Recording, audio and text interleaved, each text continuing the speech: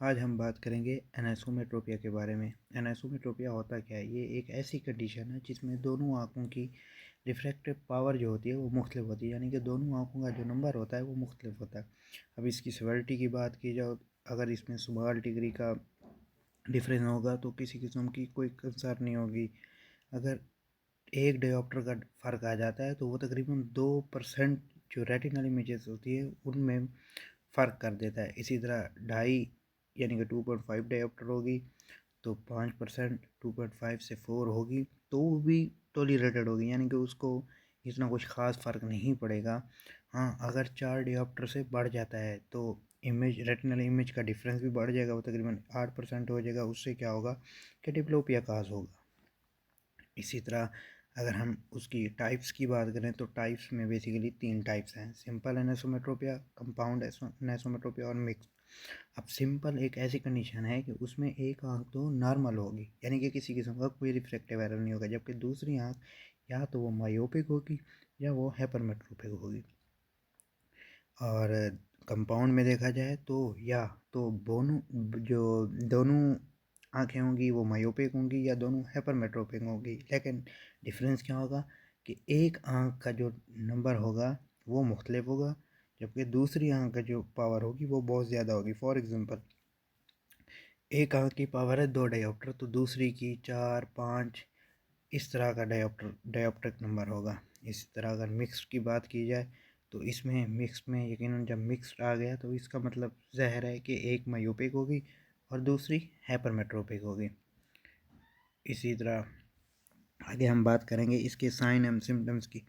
अब sign and symptoms में सबसे पहले आई स्ट्रेन ड्यू टू एनासोगनिया, यानी कि आँखों पे बोझ होगा, आँखें थकी थकी महसूस करेंगी, इस तरह की कंडीशन होगी। अब एनासोकोनिया की वजह से, एनासोकोनिया बेसिकली ऐसी कंडीशन है जिसमें दोनों आँखें मुख्तलिफ इमेजेस को परसीव करती हैं, ठीक है, यानी कि एक बड़ी कर रही है तो एक छोटी कर रही है, उसकी वजह से थकावट, आंखों पे बोझ, वज़न रहेगा। हाँ, जब ऐसा मसला होगा कि एक दोनों आँखें मुख्तलिफ इमेज परसीव करेंगी तो दिमाग भी कंफ्यूज होगा, तो उसकी वजह से क्या होगा, इमेज बनाने में सीधी सी बात है प्रॉब्लम होगी, तो डिप्लोपिया काज होगा, चीज़ें डबल डबल नज़र आना शुरू हो जाएंगी। उस फिर अल्टरनेटिंग विजन, यानी कि एक आँख अगर, यानी कि उसको मिक्स्ड एनासोमेट्रोपिया है, एक आँख हाइपरमेट्रोपिक है और एक आँख मायोपिक है। मायोपिक में, अब मायोपिक की अगर डेफिनेशन की बात की जाए तो मायोपिया में दूर की चीज़ें धुंधली नज़र आती हैं लेकिन नज़दीक की चीज़ें कुछ बेहतर नज़र आती हैं, बल्कि हाइपरमेट्रोपिक में दूर की चीज़ें बेहतर नज़र आती हैं और नज़दीक की नहीं, कम नज़र आती हैं। तो इससे क्या होगा, अल्टरनेटिंग विजन में ये है कि एक आंख से वो नज़दीक की चीज़ को बेहतर देख रहा होगा, दूसरी आंख से वो दूर की चीज़ को ज़्यादा बेहतर देख रहा होगा। उसके अलावा चक्कर आना, मतली आना, उसके अलावा फोटोफोबिया, यानी कि लाइट सेंसिटिविटी, लाइट जो होगी वो हमें परेशान करेगी। अगर हम सूरज की तरफ देखते हैं तो उस वक्त हमारी आंखें बंद होना शुरू हो जाएंगी, तो ये भी इसकी साइन एंड सिम्टम्स में आती है।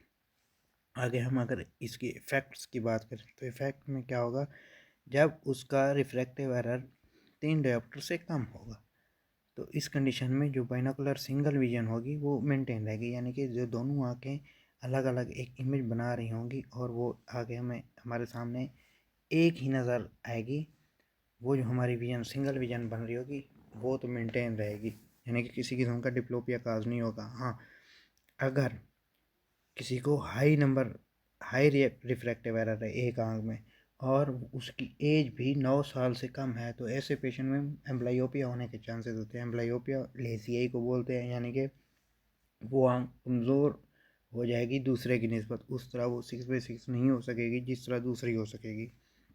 अभी हम नेक्स्ट बात करें ट्रीटमेंट की, तो सबसे पहले स्पेक्टिकल्स आते हैं मैक्सिमम, क्योंकि पहले बात कर चुके हैं 4 डायोप्टर तक का जो डिफरेंस होगा उससे हम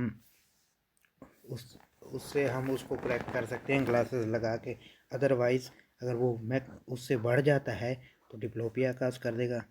कॉन्टैक्ट लेंस भी एक बेहतर जो है ना ऑप्शन है हाई डिग्री एनाइसोमेट्रोपिया में, उसके अलावा तीसरी बात करें एनासोकोनिया ग्लासेस, ये भी अवेलेबल होते हैं, लेकिन इसके क्लिनिकल रिज़ल्ट यकीनन डिसअपॉइंटिंग होते हैं, क्योंकि एक आंख में जो है ना मोटा शीशा लगा होगा, एक आंख में पतला होगा, तो वो करेगा डिस्टर्बेंस काज करेगा। उसके अलावा IOL लेंस, वो पेशेंट जिनमें एक आंख तो नॉर्मल होगी और दूसरी आंख में हाई डिग्री का मायोपिया या हाइपरमेट्रोपिया होगा, तो उसमें रिफ्रैक्टिव सर्जरी की जाएगी और उसको आर्टिफिशियल लेंस इम्प्लांट किया जाएगा।